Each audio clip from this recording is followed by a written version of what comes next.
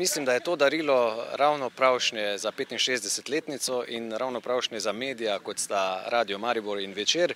In vino veritas pravijo, torej resnica je v vinu in jaz dodajam, resnica je tudi v Večeru in upam, da tudi na Radiu Maribor. Bil je čas, ko so mnogi obetali radio konec, kot so obetali konec tudi časopisov, da bo vse skupaj zamenjal internet.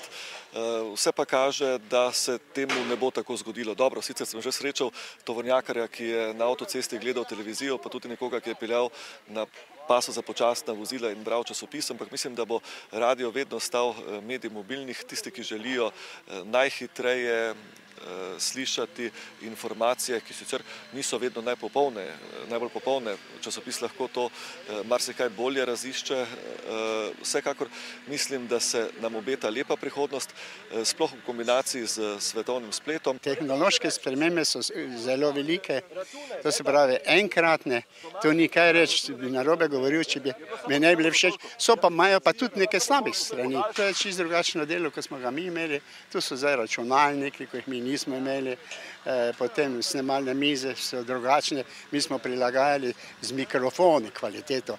Vsak mikrofon ni bil vsak za isto stvar, eden je bil za nizke tone, drugi bil za violine, eden za kontrabase.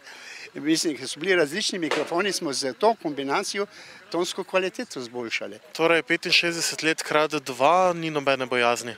Ne, jaz mislim, da ni prav nobene bojazni, da se temu ne bi zgodilo. Povpraševanje po lokalnih, regionalnih novicah narašča. Dejstvo je, da časniki imajo določeno krizo zaradi padanja naklad, ampak jaz trdno verjamem v prihodnost tiskanih medijev, prihodnost je v poglobljenih informacijah, v kritikah, v komentarjih, v različnih mnenjih in pa seveda v lokalnosti. Zato tudi na Večeru snujemo projekt prenove lokalnih strani, širitev regijskih informacij in trdno verjamem, da bomo še naprej ostali eden ključnih medijskih igralcev v Sloveniji.